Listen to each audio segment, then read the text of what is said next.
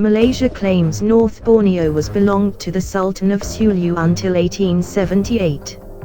After tagging as a terrorist one of the 8 descendants of the 1878 Sultan of Sulu who secured 2 disputed arbitration awards, the preliminary and final awards, against Malaysia in December 2022, Malaysian government now launched a website, www.malaysia-sulukase.gov.my, attacking the credibility of the 8 descendants for their disputed land claim in North Borneo.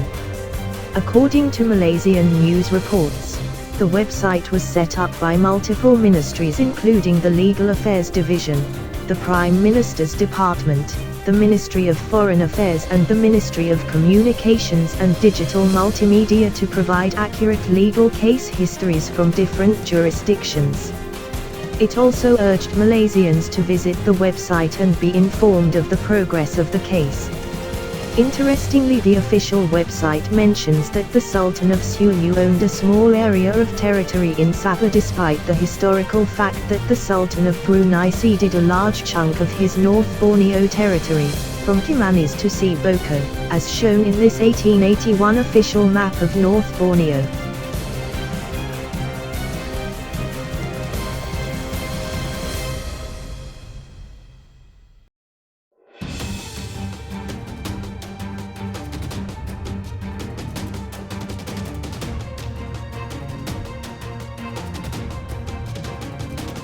Also, the official website undeniably mentions that Malaysian government inherited the 1878 and 1903 commercial contract of lease agreements. According to the said website.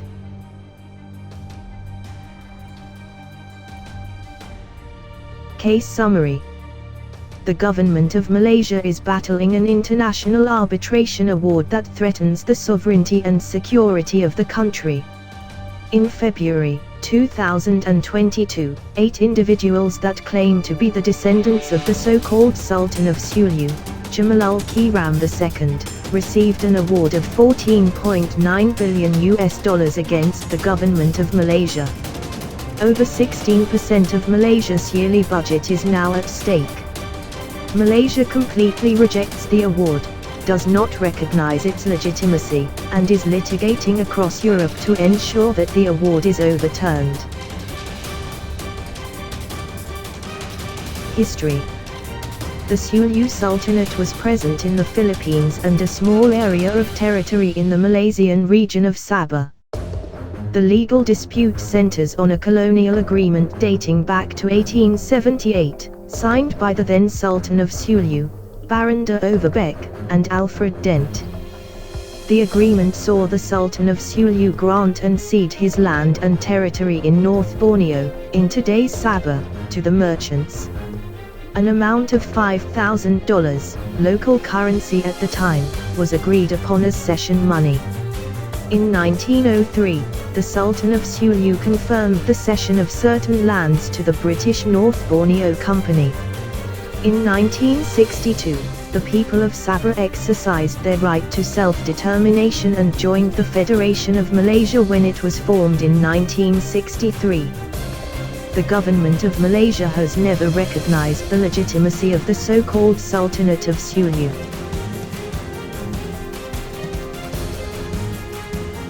The 1878 Agreement and the 2013 armed invasion of Sabah. The 1878 agreement was inherited by Malaysia and payments were made under the agreement to supposed heirs of Jamalul-Kiram II, who died in 1938, in line with a 1939 judgment from the High Court of the State of North Borneo. The payments were terminated in 2013 after a violent armed invasion of Sabah, launched from the Sulu archipelago, under the orders of the self-proclaimed Sultan Jamalul-Kiram III, which saw 73 people killed. The government took decisive and logical action in response to a threat to its security, eliminating any possible connection between government money and attacks on its soil. The Royal Sulu forces responsible for the 2013 attack have since been designated a terrorist group by the Government of Malaysia, and the preservation of security in Sabah remains a critical.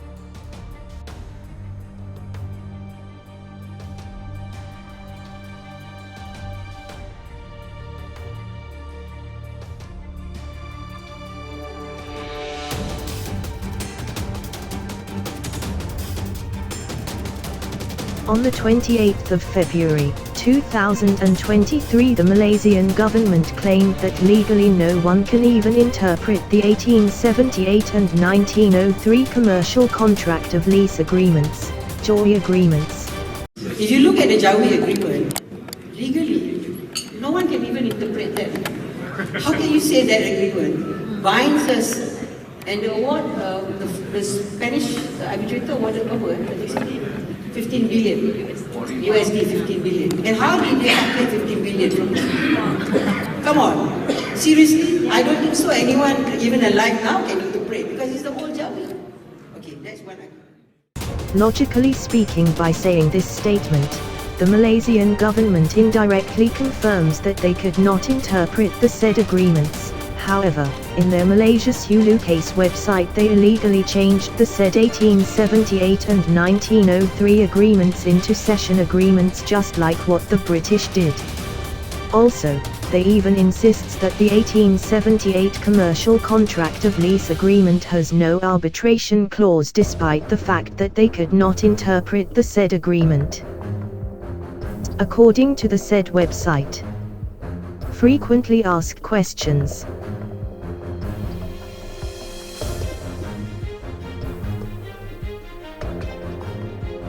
What is Malaysia's response to the claim and the arbitration award?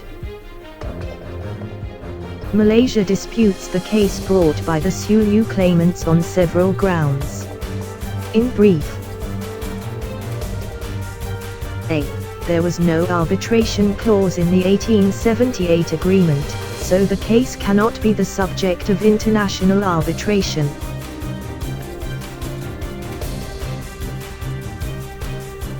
B. Even if there was an eligible arbitration clause, Malaysia has at no stage waived its sovereign immunity, and therefore the arbitration process is illegitimate. C. Malaysian courts have exclusive jurisdiction to hear any dispute concerning the 1878 agreement, as per the decision of a Malaysian court. D. The Spanish courts determined in June 2021 that the appointment of the arbitrator, Dr. Stamper, was null and void due to procedural irregularity. All actions taken by the arbitrator is also deemed null and void. E. The claimants have based their claim on a disputed translation of the 1878 agreement, and the rightful translation, as submitted by Malaysia, confirms that the Sulu Sultanate agreed to cede their territory to the British, as opposed to lease. F. The claimants submit that they should be compensated a sum based on the total economic output of Sabah, an entire region of Malaysia. In fact, the so-called Sultan of Sulu only controlled a very small portion of Sabah, and there can be no legitimate claim to the entire output of Sabah.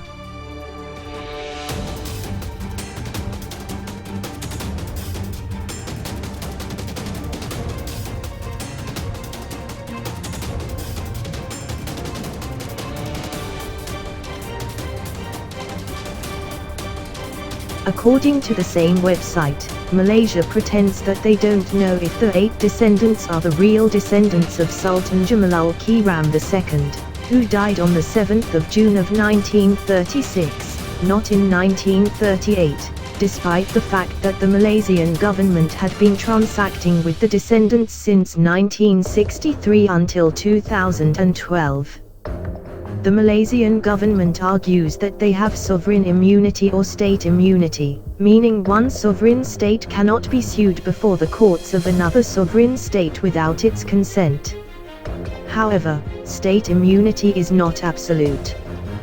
The exception is that if a state engaged in a commercial transaction, which is not covered by state immunity, it is under the restrictive theory of sovereign immunity. The Malaysian government lost this argument in international court because the 1878 and 1903 agreements are purely commercial contract of lease agreements. The said website maliciously accused Fawad Kiram, one of the 8 descendants of the 1878 Sultan of Sulu, as a terrorist without showing any solid evidences. On the 19th of April, 2023, Paul Cohen, the lead counsel representing the 8 descendants of the 1878 Sultan of Sulu in their arbitration, said Malaysia was running out of options, and that is why it resorted to naming Fawad Kiram a terrorist. Of course, Fawad Kiram is no terrorist. And of course, Malaysia knows this. They just made this up in desperation because every other trick is failing. On the 12th of February, 2013, a group of 200 members of the Royal Sulu Force entered Lahad Datu, North Borneo, from the Philippines in an attempt to live into their ancestral land. The Malaysian government under the leadership of Najib Razak claimed that this was an invasion, leading to a standoff between Malaysian security forces and Royal Sulu forces. Despite the fact that Malaysian government had been leasing the North Borneo from Sulu Sultanate since 1963, by honouring the 1878 and 1903 commercial contract of lease agreements, Razak used the clash as an excuse to stop paying the rent in 2013. It is not written in 1878 and 1903 commercial contract of lease agreements that the Sulu people are prohibited to enter into their ancestral land in North Borneo. Malaysia overreacted in the Lahad Datu incident as the Sulu people had been visiting North Borneo even before Malaysia was formed in 1963.